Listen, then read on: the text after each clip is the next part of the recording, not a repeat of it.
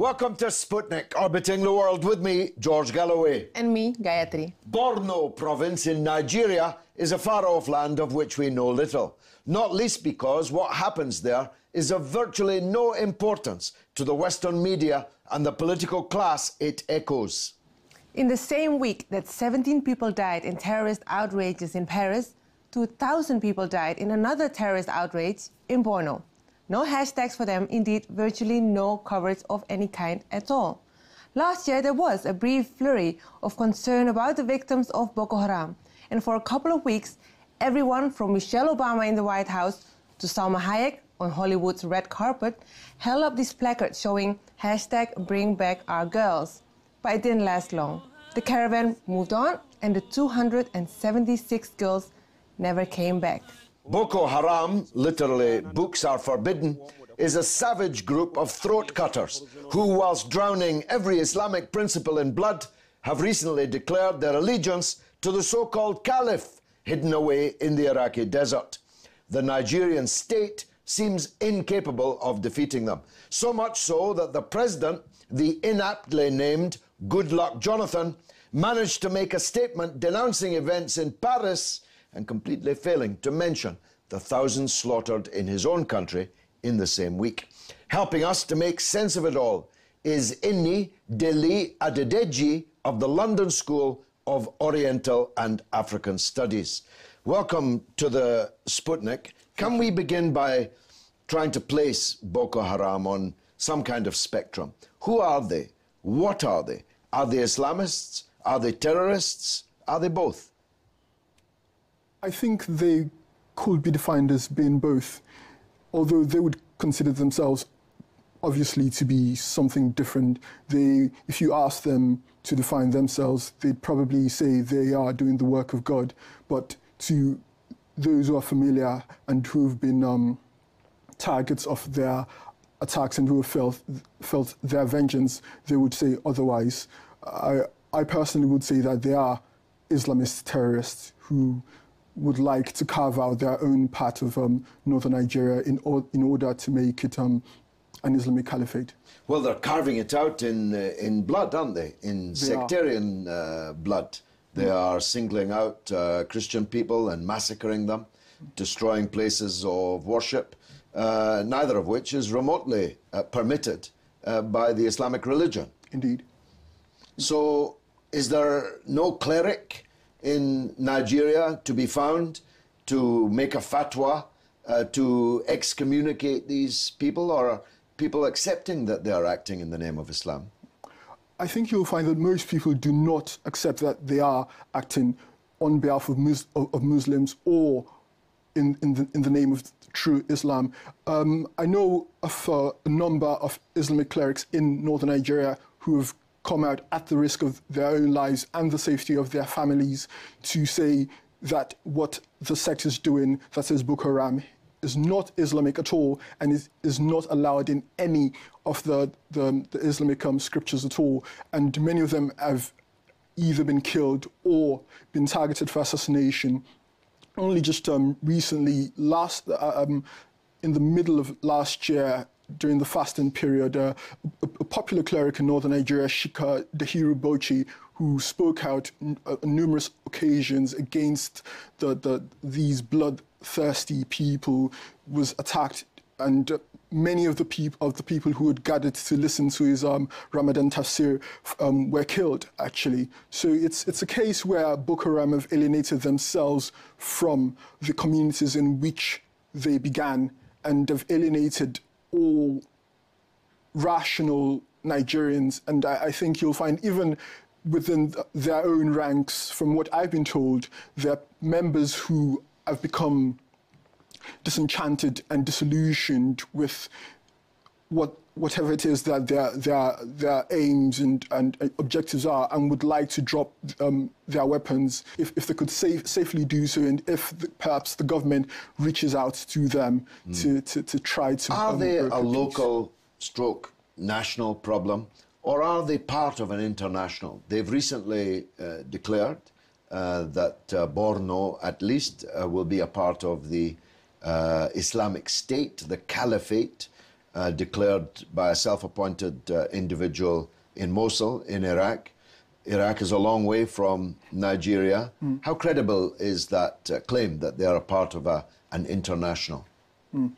Well, I think in terms of ideological inspiration, you could say that they are part of a larger global network of Islamist terrorism. But I don't quite think that they've reached that level yet, where we could see a collaboration between them and ISIS. But I do think that they began initially as a local problem, which led to them being ignored by the current regime of Goodluck Jonathan, and that gave them the opportunity to blossom into something larger. And what we see today is the effect of the sect not being contained and curtailed by the government, allowing them to mushroom into what could potentially become a transnational problem. Because as it stands at the moment, they've branched out beyond the borders of Nigeria to neighboring states like Cameroon, and even some of their members are reported to be hiding out in the Republic of Chad as well. So I think it's a problem that could have potential ramifications for neighboring countries, I think. You mentioned Goodluck Jonathan. Never could a man have been less aptly named.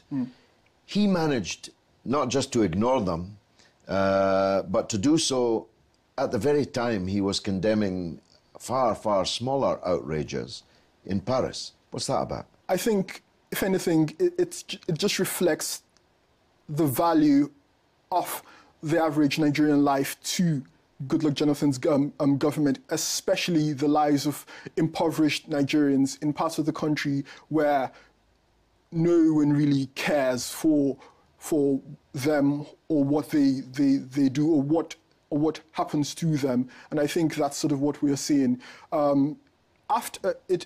I mean, we're only just getting to know now about the approximately 2,000 who died in the fishing town of Baga, but apparently the news only began filtering out of Baga a week after the attack actually took place, and it tells you a lot about not just the government but also how the military, the Nigerian military, is reacting to this scourge. Well, you mentioned the Nigerian military, which have in the past had a, frankly, fearsome reputation, and their military prowess is much used by the African Union in peacekeeping operations, by the United Nations.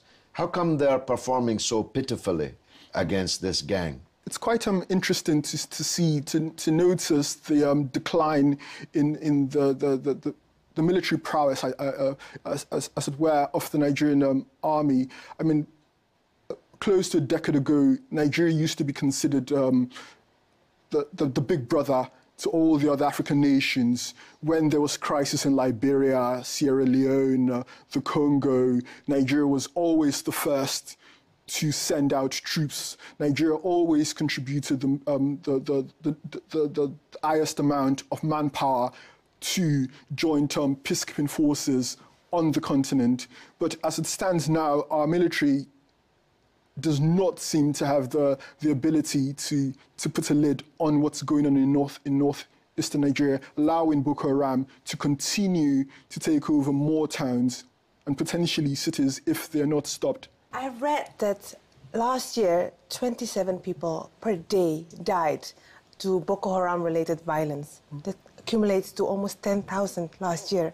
How does this phenomenon of the Boko Haram terrorist group, how does this play in the coming presidential election? I was reading one of the local newspapers a few days ago, and I read something about there being a possibility of people in the ravaged, the affected towns being disenfranchised if the attacks continue. And I'm not quite sure if it's perhaps a political stratagem by the incumbent government to perhaps disenfranchise those the people in those areas because perhaps the president knows that he cannot count on them delivering votes in his favor at the polls, or if it actually comes from a genuinely altruistic position whereby the president genuinely cares enough for those people and wants to guarantee their safety. But I do suspect that the attacks will play a role in how the elections do turn out eventually. Is he going to win these elections? How's this all going to end? That's a difficult question to answer. But at the moment, the majority of the people I've engaged in informal discussions with on the state of the nation do not feel that if this present regime is allowed to carry on as it is, that there is going to be any hope for Nigerians collectively. And I think it's with the way Nigerian elections are known for going, it's likely that there might be post-election violence, or there might be a higher than usual rate of rigging. But I'm not quite sure that this regime is going to be allowed to carry on, especially because the president is considered to have failed on so many levels in terms of delivering the dividends of democracy to the Nigerian citizenry. Is considered to have failed in terms of guaranteeing the safety of Nigerians collectively. He's considered to have failed, and in terms of all the promises that all the promises that he made before the beginning of his first term, he is considered to not have delivered on any of them except on paper, and I think that will play a large role in how people decide to vote at the polls in February. Well, it must be questionable whether Nigeria is going to continue as a single state on the basis of what's happening in the north. Once you lose control of a territory, you've effectively broken up as a country. And given the price Nigeria has already paid in the past half-century on that front, that would be a disaster indeed. Thanks very much for coming on board the Sputnik. Coming up after the break, down Mexico way, they're killing the children. Find out who's doing what to whom and why in the very center of the world.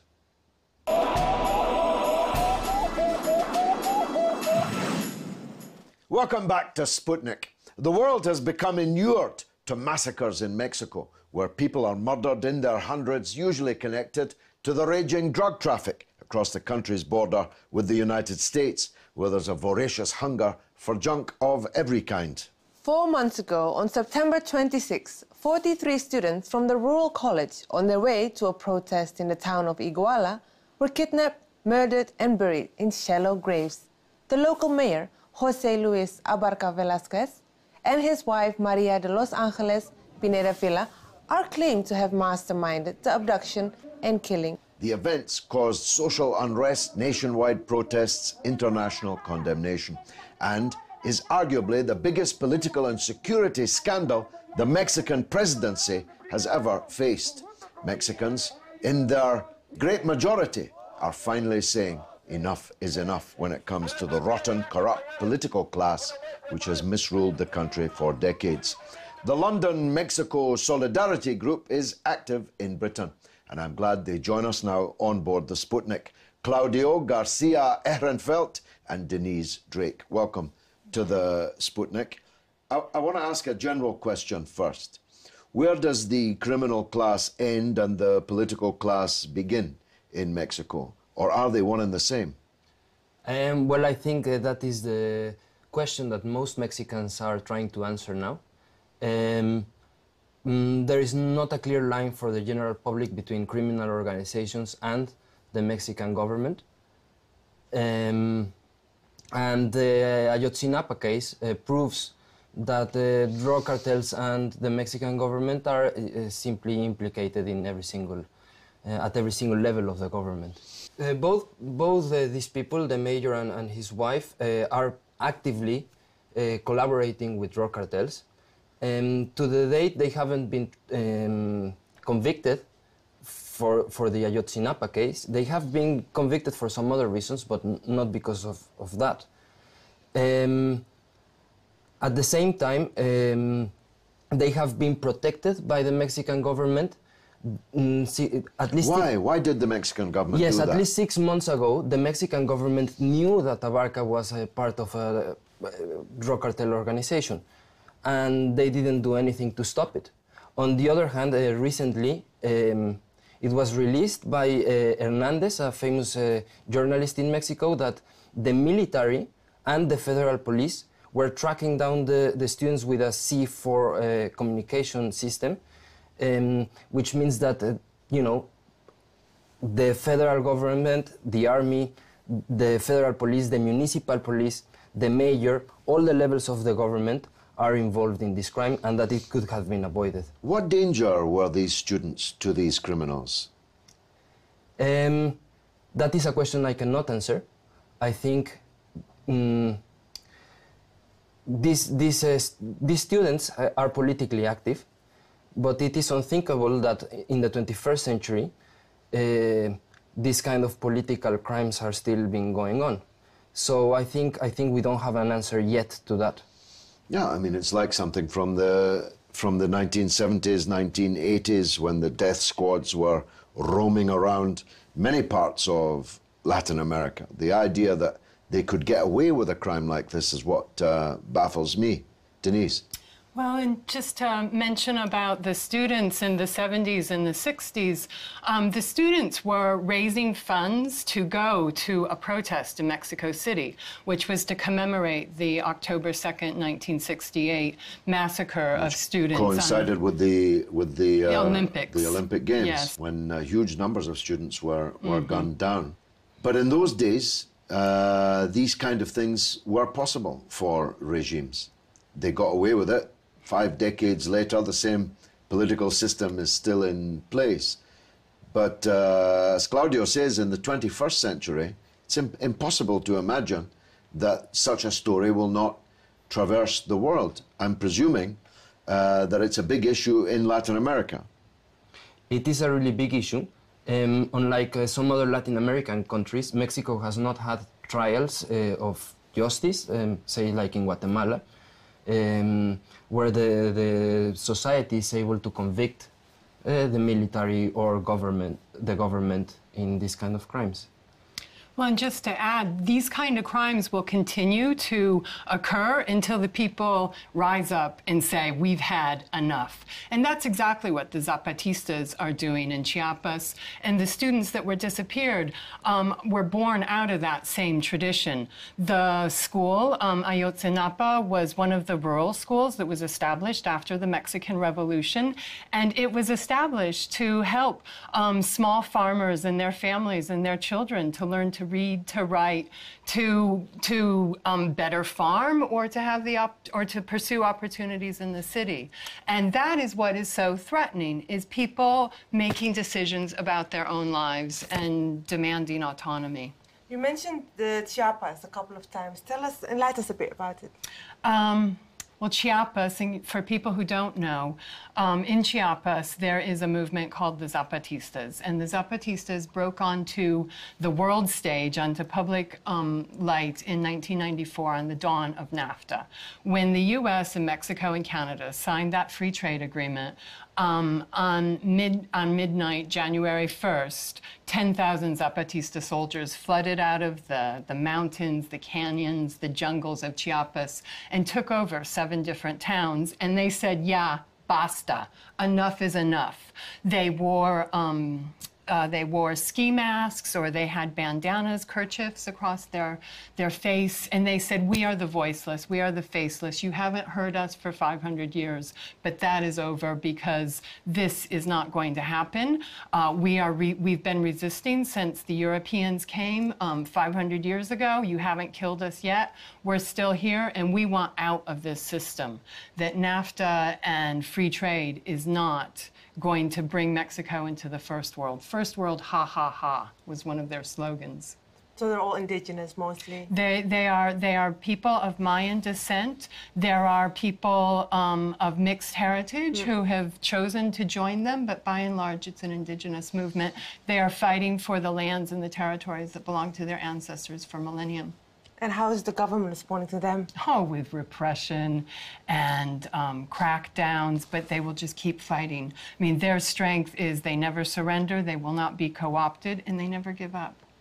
But it hasn't spread across Mexico, and it couldn't, because it is largely based in Chiapas and amongst indigenous people. And its brand of politics is not, at this point in time at least, going to rally the support of the great majority of Mexicans. But the great majority of Mexicans may be beginning to turn against the political system nonetheless. Is that accurate? I think that's accurate. I would like to say that the Zapatistas are an inspiration for many groups in resistance in Mexico. Many times because they are dealing with environmental activism. So, for instance, in Puebla, there are hundreds of political detainees who have been trying to, you know, fight against mega projects of the government. For the Zapatistas, the political struggle is not about a realignment of the actors. It's a horizontal vision, and it is about and it's not about the model spreading either. The Zapatistas are happy to share what they've accomplished, and they invite people in, because that's the only way you're going to learn about that, is to go visit them themselves. And they share stories. Just here at the end of the year, we had the Worldwide Festival of Rebellions and Resistances against capitalism. And what the Zapatistas want to do is to share ideas and everybody to localize their own struggle. That we may have some underlying common values and some underlying other things that bring us together, but everything has to be localized and figured out by people themselves. You can't photocopy a revolution. What's gone wrong in Mexico? You mentioned the Mexican Revolution, a very inspirational revolution. Mexico, for a long time, in geopolitics, played a progressive role. It seems to me, as a quite a distance observer, that Mexico has gone very badly wrong in recent years. Well, yes, I think the majority of the people are facing dispossession, a low-paid salary.